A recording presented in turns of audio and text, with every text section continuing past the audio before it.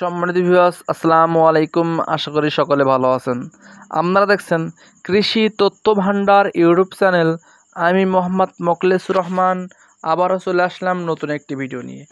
আজ এই ভিডিওর মাধ্যমে আমরা সন্না 5 চাষাবাদ পদ্ধতি সম্পর্কে A to Z জানবো এ জাতের বৈশিষ্ট্য, এ জাতের ফলন কেমন, চাষাবাদ পদ্ধতি ও সার ব্যবস্থাপনা পদ্ধতি সম্পর্কে A to Z জানবো।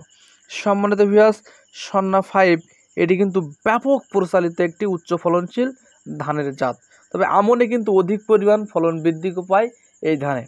তবে আমরা এই সন্না 5 কীভাবে আমাদের জমির জন্য সিলেক্ট করব, তার একটা বৈশিষ্ট্য আছে, বা প্রত্যেকটা ধানের একটা গুণ বৈশিষ্ট্য বিভাজন কিন্তু আছে। সেগুলো দেখেই কিন্তু আমাদের জমির পরিবেশ, মাটি, আমাদের জমিতে কেমন পানি থাকে তার উপরে ভিত্তি করে কিন্তু আমাদের জাত নির্বাচন করা উচিত। সম্মানিত ভিউয়ার্স, এই সন্না 5 জাতের বৈশিষ্ট্য সম্পর্কে এখন আমরা একটু জানব। তার আগে আমরা যারা আমার ভিডিওটি দেখছেন বা দেখবেন, ভিডিওটি ভালো লেগে থাকে চ্যানেলটি অবশ্যই সাবস্ক্রাইব করবেন, পাশে থাকা বেল আইকনটি বাজিয়ে দিবেন যাতে পরবর্তী ভিডিও আপনি সাথে সাথে পেয়ে যান। তো সম্মানিত ভিউয়ার্স, আমরা সন্না 5 বৈশিষ্ট্য সম্পর্কে একটু জানব, যে কেন আমাদের এই জাতটা আমাদের জমির জন্য প্রয়োজন সেটা সম্পর্কে একটু জানব।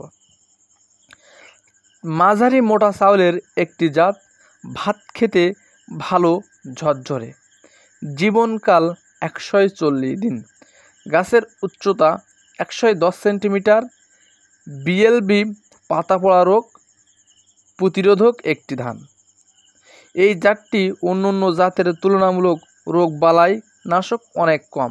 সম্মানিত ভিউয়ার্স, আমাদের কিন্তু অধিক পরিমাণ ফলনশীল ধান দরকার, আবার রোগ বালাই যদি কম হয় তাহলে তো আমাদের আরও ভালো। কেননা আমাদের আমন মৌসুমের অধিক পরিমাণ কিন্তু গাছে পোকামাকড় আক্রমণ করে।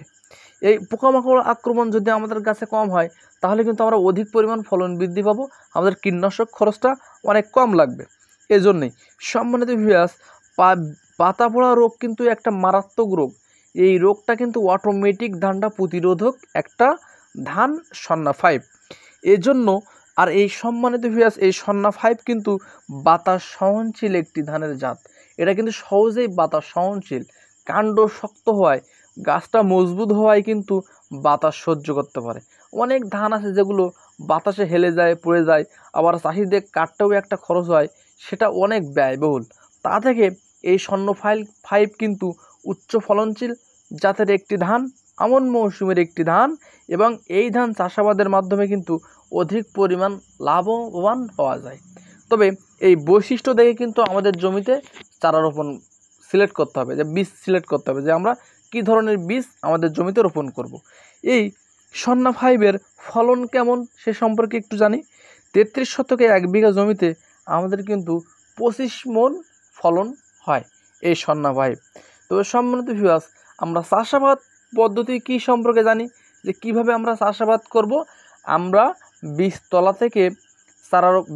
থেকে চারা তুলব 25 থেকে 30 দিনের মধ্যে কিন্তু আমরা চারা তুলব।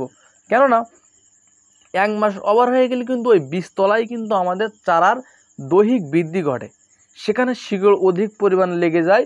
ওই শিকড় লাগার ফলে কিন্তু এই চারাটা তুলে আমরা যে সময় জমিতে রোপণ করব, ওই রোপণকৃত যে চারা অধিক পরিমাণে আমাদের কিন্তু সেভাবে আর কুশি বা পাশকাঠি বা পোনা সৃষ্টি করবে না।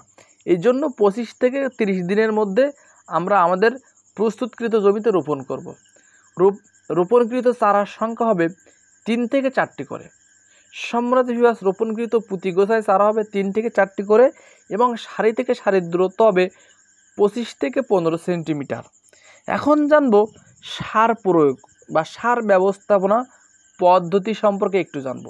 আমরা একটা জমি প্রস্তুত করব, ওই প্রস্তুতকৃত জমিতে আমরা কিভাবে সার প্রয়োগ করব, বা আমরা একটা নতুন জাত আমাদের জমিতে সিলেক্ট করলাম, এই জাতের যে আমরা কিভাবে আমরা সার প্রয়োগ করব, আমাদের কিভাবে সার দিতে হবে, দিলে আমাদের ফলনটা বৃদ্ধি পাবে, সেটা সম্পর্কে অনেকেই জানেন না। আপনারা আমার এই ভিডিওটি শেষ পর্যন্ত দেখবেন, সে সম্পর্কে জানতে পারবেন। সম্মানিত ভিউয়ার্স, আমরা সার প্রয়োগ করব জমি প্রস্তুতকৃত সময় সেচ চাষ দেই। ওই সেচ চাষে আমরা 33 শতকে 1 বিঘা জমিতে টিএসপি দেবো 20 কেজি, এমওপি সার অর্থাৎ পটাশ সার দেবো মাত্র 10 কেজি, জিপসাম, ম্যাগনেসিয়াম, ক্যালসিয়াম দেব মাত্র 10 কেজি। দিয়ে আমরা একসাথে করে মিক্সারের মাধ্যমে কিন্তু জমিতে ছিটিয়ে দেব, দিয়ে আমরা সেচাই দেব। অথবা যদি আমরা রোপণকৃত জমির আগে আমরা যে বাসি দেই, বাসি দেওয়ার আগে এই 3টি সার দিয়ে আমরা বাসি দিয়ে তারপর রোপণ করব। রোপণের 1 সপ্তাহের মধ্যে কিন্তু আমরা অবশ্যই জমিতে মাত্র 33 শতকে 1 বিঘা জমিতে 7 থেকে 10 কেজি ইউরিয়া সার প্রয়োগ করব। জমিটা যেন নাইট্রোজেন আস্তে আস্তে খেতে থাকে বা নাইট্রোজেন সরবরাহ করতে থাকে। এখন আমরা সাফান সার দেবো কখন? রোপণের বয়স যে সময় 15 থেকে 20 দিন এর মধ্যেই কিন্তু আমাদের সাফান সার দিতে হবে। আমাদের 20 দিনের ওভার করলে হবে না, কারণ এই জমি কিন্তু জীবনকাল মাথায় রাখতে হবে 140 দিন। সুতরাং আমাদের সাফানটা কিন্তু ওই নিয়মেই দিতে হবে। 20 থেকে 15 দিন থেকে 20 দিনের মধ্যে কিন্তু আমাদের সাফান সার দিতে হবে। সাফান সারের একটা তালিকা আমি ডিসপ্লেতে দিব, আমরা দেখতে পাবেন।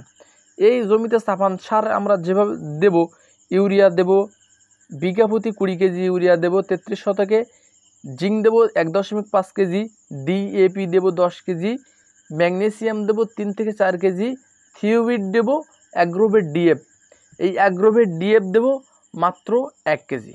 সম্মানিত ভিউয়ার্স, এই কয়টি সার একসাথে করে মিক্সারের মাধ্যমে কিন্তু আমরা সাফান সার প্রয়োগ করব। তাহলে আমাদের সারের 2টা কোটা গেল। এখন শেষ কোটা কখন প্রয়োগ করব? আমাদের জমিতে যে সময় কাইস্থল আসবে, ওই কাইস্থল আসার 1 সপ্তাহের মধ্যে কিন্তু আমরা 33 শতকে 1 বিঘা জমিতে ইউরিয়া দেব 10 কেজি এবং এমওপি সার দেব মাত্র 10 কেজি দিয়ে আমরা কাইস্থল অবশ্যই শেষ করব। সম্মানিত ভিউয়ার্স, এই কাইস্থল শেষ করেই কিন্তু আমাদের সারের কোটা অবশ্যই শেষ করব। তবে এরপরে বিভিন্ন রোগ বা পোকামাকড় বা ছত্রাকনাশক কিন্তু আক্রমণ করতে পারে। তবে এজন্য আমরা যে পোকামাকড় রোগ বালাই আক্রমণ করবে বা এই সন্না 5 সম্পর্কে A to Z জানতে হলে আপনারা কমেন্টের মাধ্যমে কিন্তু আমরা জানাইতে পারেন। আমি আপনাদের সাথে সাথে ফিডব্যাক দেওয়ার চেষ্টা করব। তো সম্মানিত ভিউয়ার্স, ভিডিওটি ভালো লেগে থাকলে চ্যানেলটি অবশ্যই সাবস্ক্রাইব করবেন, পাশে থাকা বেল আইকনটি বাজিয়ে দিবেন যাতে পরবর্তী ভিডিও সাথে সাথে আপনি পেয়ে যান। সবাই ভালো থাকবেন, সুস্থ থাকবেন। আল্লাহ হাফেজ, আসসালামু আলাইকুম।